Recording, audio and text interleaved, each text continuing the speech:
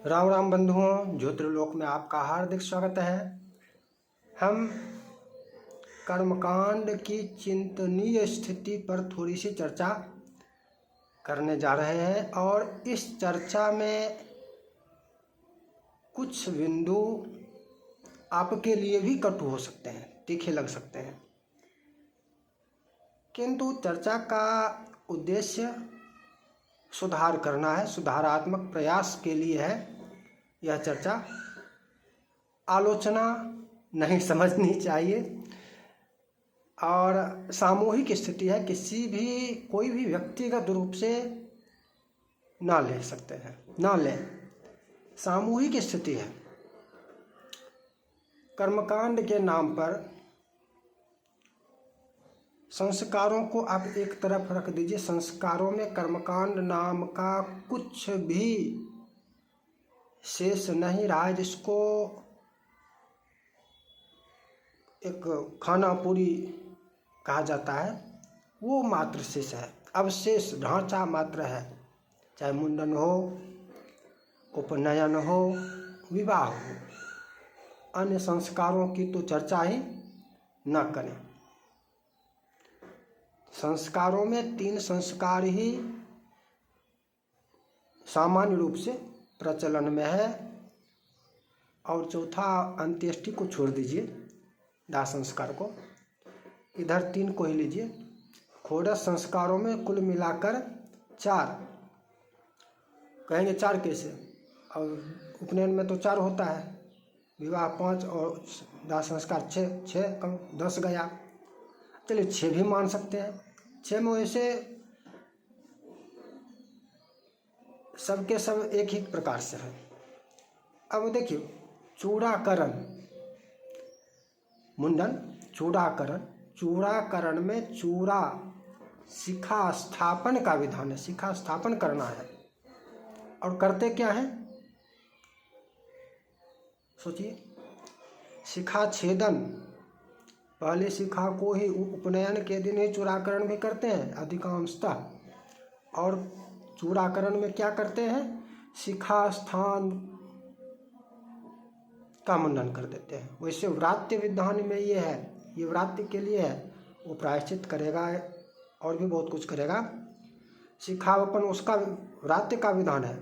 यदि वास्तविक उम्र में, वास्तविक आयु में, जो शास्त्र वर्णित आयु है उसमें उपनयन कर रहे हैं तो प्रायश्चित की आवश्यकता नहीं है। व्रात्यों के लिए प्रायश्चित है, तब शिखावपन होगा, जब जिसका यथा का। वैसे भी चूड़ाकरण में तो शिखा छेदन का की आवश्यकता नहीं है।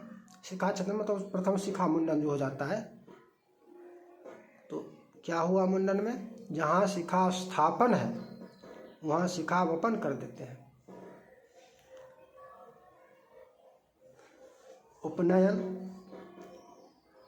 उपनयन में अपराह्न का निषेध है। अपराह्न निषेध है और 99% यदि कहें, इस प्रतिशत में थोड़ा अंतर हो सकता है। एक तो होते ही अत्यल्प हैं और जो भी होते हैं उनमें 99% तक अपराह्न में ही उपनयन होते हैं और अपराह्न का निषेध है। वेदारंभ, एक खाना पूरी, वेदारंभ में और क्या क्या करते हैं, गुरुकुल नहीं जाता है, घर में करते हैं और बस वेदारंभ किए और तत्काल समावर्तन। अध्ययन कहाँ को, वेदारंभ हुआ तो अध्ययन होना चाहिए ना। तत्काल समावर्तन, समावर्तन हो गया, ठीक, समावर्तन हो गया तो अब क्या हो गया, अनाश्रमी। जब तक विवाह नहीं होगा तब तक न वह ब्रह्मचारी है न वो गृहस्थ है। समावर्तन के पश्चात उसने ब्रह्मचर्य का त्याग कर दिया और विवाह से गृहस्थ में प्रवेश करेगा। इसके बीच का जो काल होता है अनाश्रमी। अब कितने कर्मकांडी हैं, कितने पंडित हैं जो उस अनाश्रमी के लिए पूजा पाठ इत्यादि में कहते हैं कि ये अनाश्रमी है, बोलते हैं, कितने लोग बोलते हैं। चलिए विवाह में क्या, विवाह में तो मात्र महिलाओं के गीत और महिलाओं की विधियां होती हैं। कर्मकांड क्या, कन्यादान तक जो विस्तार से लेकर वरार्चन और कन्यादान कर लिए, और पुनः हवन प्रकरण में तो चर्चा ही मत कीजिए। हवन प्रकरण की चर्चा करने योग्य नहीं है, जो वास्तविक धरातल पर स्थिति है। छोटी सी त्रुटि कहीं पर हो तो उसकी चर्चा की जा सकती है कि यहाँ पर ये त्रुटि की जाती है, ये त्रुटि होती है। हवन में कोई विधान है ही नहीं, शास्त्रोक्त किसी भी नियम का पालन किया ही नहीं जाता है। किसी ने आग जला दिया और वहाँ जाकर जैसे तैसे हवन कर लिया, धान को चारों ओर लाजाओं में बिखेर दिया। अब तो फिल्मी धुनों पर भी सब कुछ फेरे लगने लगे हैं। 7 फेरे का कोई विधान ही नहीं है, सप्तपदी है, 7 पग चलना है, 7 डेग पति पत्नी को साथ चलना है, सप्तपदी, और वो भी पति पत्नी को चलाता है। 7 फेरा है ही नहीं, और जब तक पूरे ना हो फेरे 7 तब तक 7 फेरा सब लगाते हैं। धान छिड़िया देते हैं या लावा छिड़िया, धान लावा जो भी हो गया।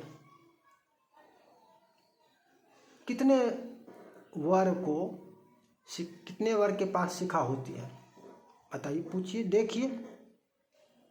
सबके सब शिखा विहीन रहते हैं। 99% शिखा विहीन है तो क्या कर रहा है, कौन सा हवन करेगा, क्या करेगा, उसका क्या महत्व है, चर्चा कर रहा हूं।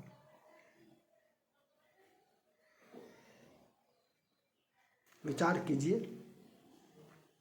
श्राद्ध में चूंकि क्षौर होता है, क्षौर होने के कारण नाम मात्र की शिखा, यद्यपि पूर्व में वो भी शिखा रहित ही रहता है। 1% को छोड़ दीजिए, ये अपवाद है।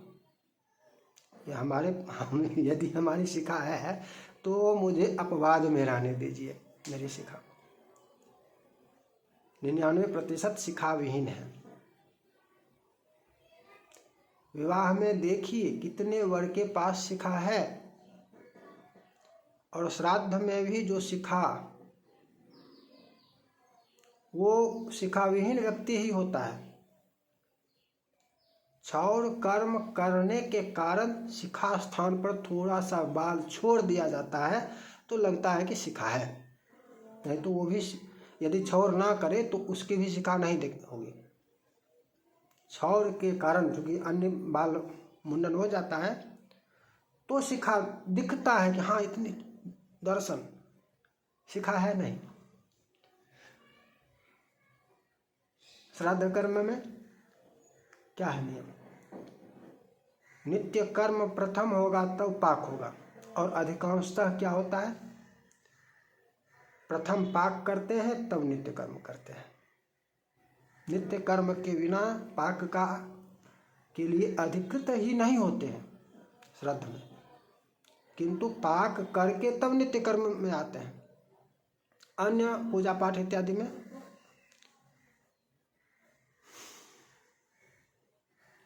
क्या करें, क्या बोले, विचित्र स्थिति है। अर्थलोलुपता और यजमान की भी वही, दोनों यथा राजा तथा प्रजा, दोनों की समान स्थिति है।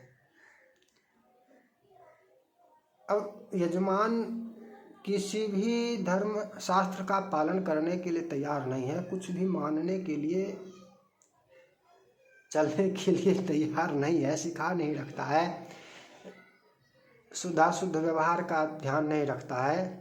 अब वर्तमान समय में जूठन जूठा का कोई भी, एक बोतल पानी लिया और सबके सब उससे पी रहे हैं, मैंने पिया, उसने पिया, उसने पिया, सबके सब एक बोतल में पी लिया।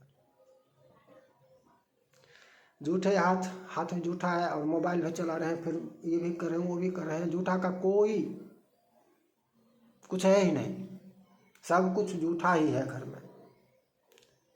तो उसके लिए कौन सा विधान होगा, कौन सा क्या होगा उसके लिए, वो तो हास्यास्पद क्या कहे, हंसी आ सकती है, लेकिन चिंता की बात है, चिंताजनक है कि इस दुर्दशा और पूजा पाठ कर इत्यादि जो कुछ भी करते भी हैं, तो वहाँ पर मात्र क्या है, धन चाहिए, पुत्र चाहिए, या कुछ न कुछ चाहिए, विजय चाहिए। मात्र इस कामना से ही कोई पूजा पाठ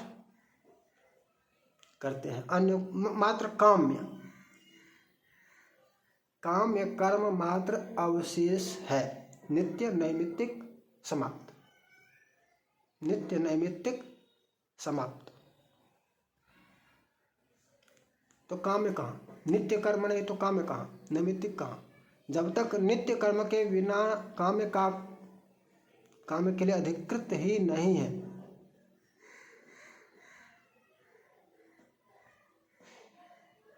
कर्मकांडियों की स्थिति मिलेंगे तो ऐसे, जैसे अब यजमान की ये दुर्दशा है, तो कर्मकांडी कहाँ से उनके पास अच्छे से जाएंगे। अच्छा, एक बात पहले स्पष्ट कर दो, मुझे बहुत बड़ा विद्वान समझने का भ्रम कोई ना पाले।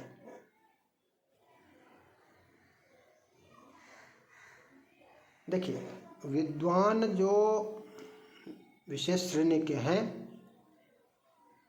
उनकी चर्चा सामान्य श्रेणी के व्यक्ति समझ ही नहीं सकते।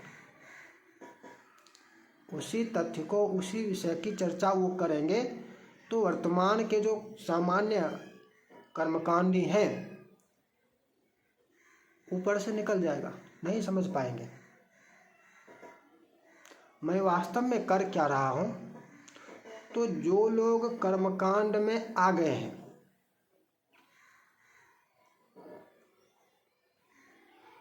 वो लोग उनकी बातों को समझ नहीं पाएंगे।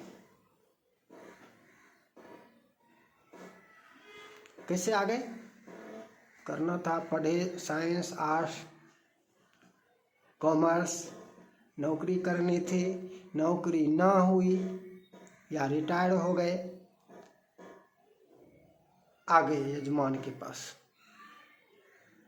वेद नहीं पढ़े, ज्योतिष नहीं पढ़े, कर्मकांड नहीं पढ़े, व्याकरण नहीं पढ़े, क्या पढ़े, science, commerce, arts, computer, IIT, engineering, doctor.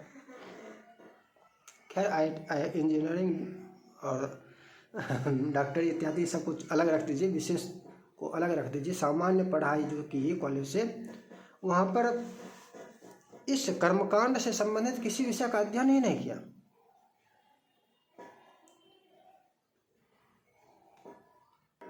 नौकरी करने की इच्छा थी, उसके अनुसार पढ़ाई कर रहे थे, नौकरी ना मिल पाई, व्यापार नहीं कर सकते, तो कर्मकांडी बन रहे हैं। यही वास्तविक स्थिति है। वैसे वर्तमान में अब नई पीढ़ी की जो है ये स्थिति विगत 5 दशकों से है, वर्तमान में सुधार देखने को मिलता है। अब जो पीढ़ी है जो आगे कर्मकांडी बनने वाला है, उस वहाँ पर सुधार देखने को मिल रहा है। लेकिन ये पीढ़ियाँ जो हैं 5 दशकों वाली, ये अध्ययन करके नहीं आए हैं। सीखना चाहे भी तो ये सीख नहीं सकते। इनके लिए आवश्यकता एक सेतु की है, पुल, जो वहाँ उनकी बातों को, विद्वानों की बातों को, जो इनके समझ में नहीं आएगी, यदि वो सीधे सीधे समझाएं, कहें, तो इनकी समझ में नहीं आएगी, ऊपर से निकल जाएगी। उन बातों को, उन तथ्यों को, उन विषयों को मैं इनके अनुकूल शब्दों में, जिस प्रकार से ये लोग समझ सकें, उस प्रकार से समझाने का कार्य कर रहा हूँ, ये मैं कर रहा हूँ। मुझे मेरे बारे में कोई विद्वान होने का भ्रम ना पाले, सीधी सी बात है। ये एक सेतु का कार्य मैं करने का प्रयास कर रहा हूँ। अब इसमें कितना सफल हो पाता हूँ ये तो आप लोग निर्णय लेंगे कि आप लोग कितना सीख पाते हैं। मैं आप लोगों के बारे में इस विषय पर स्पष्ट हूँ कि आप लोग सीखना चाहते हैं। और अभी मैंने जिस श्रेणी की चर्चा किया है कि करना कुछ और चाह रहे थे, कर रहे हैं, पंडिताई कर्मकांडी बन गए, उस श्रेणी की चर्चा कर रहा हूँ। और आप संभवतः उसी श्रेणी में होंगे, और उस श्रेणी में हैं तो आप स्वयं इसका आकलन कर सकते हैं कि आपको समझाने में, चर्चा में कर रहा हूँ, कितना सफल हो पा रहा हूँ, कितना आप समझ पा रहे हैं, कितना नहीं, ये आप लोग निर्णय करेंगे। आगे की चर्चा और आगे करते रहेंगे, इसका निर्णय आप लोग स्वयं करें कि कितना समझाने का प्रयास करने में सफल हो पा रहा हूँ। फिर मिलेंगे नई चर्चा के साथ। जय जय श्री राधे।